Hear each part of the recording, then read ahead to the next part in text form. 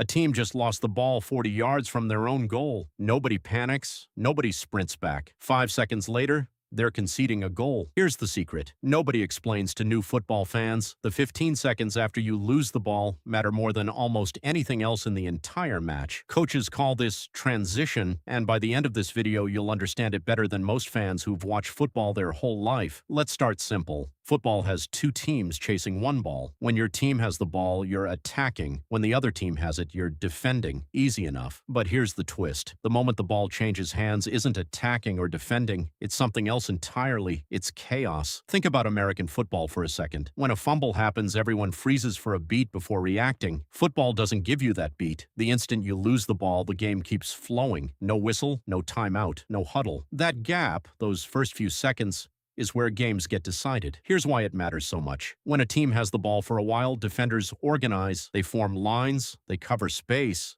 It's like a wall being built brick by brick. But when the ball is suddenly stolen, that wall doesn't exist yet. Players are scattered. Some are still running forward from attacking. Some haven't even turned around. For about 15 seconds, the team that just lost the ball is standing on a beach with no fortress, and the team that just won it, they're sprinting straight at the gap. This is called a counterattack, and it's one of the most dangerous weapons in football. Real quick fact that blows people's minds. Studies on elite football have shown that a huge chunk of goals, sometimes close to a third, come within just 10 to 15 seconds of winning the ball back. Not from slow buildup, not from fancy passing, from pure chaos exploitation. Let's make this real. Imagine you're playing basketball and instead of stopping to inbound the ball after a turnover, players just kept sprinting. That's transition in football. Except in football, that sprint can end with a goal in under 10 seconds. Some of the biggest World Cup moments in history happened exactly like this. Germany's legendary 7-1 demolition of Brazil in 2014. Multiple goals came from Brazil losing the ball and Germany punishing them before Brazil's defense could even reset. Brazil had world-class players. It didn't matter. The chaos window was too dangerous to survive. Here's the part that surprises beginners the most. The best teams in the world don't train to avoid losing the ball. They train for what happens the second after. There's actually a rule some coaches use called the 5-second rule. The moment the ball is lost, every player has about 5 seconds to either win it back immediately or sprint into defensive position. Miss that window and the danger multiplies fast. It's oddly similar to home security. You don't need locks that are impossible to break. You need an alarm that goes off the second someone gets in because those first few seconds decide whether the intruder gets caught or gets away clean. Football works the same way. The first 5 seconds decide whether chaos gets punished or contained. So next time you're watching a World Cup match and the ball suddenly switches teams, don't relax. Lean in. That's the moment. That's the 15 seconds where matches quietly get decided long before anyone sees the goal. Let's wrap this up simply. Football isn't just attack and defense. There's a hidden third phase, the chaos phase, right after the ball changes hands. That short window separates good teams from great ones. It's not about who has the ball longer. It's about who reacts faster the moment they lose it. And once you start noticing it, you can't unsee it. If this made football click for you a little more, subscribe. There's a lot more hidden logic in this sport just waiting to be explained.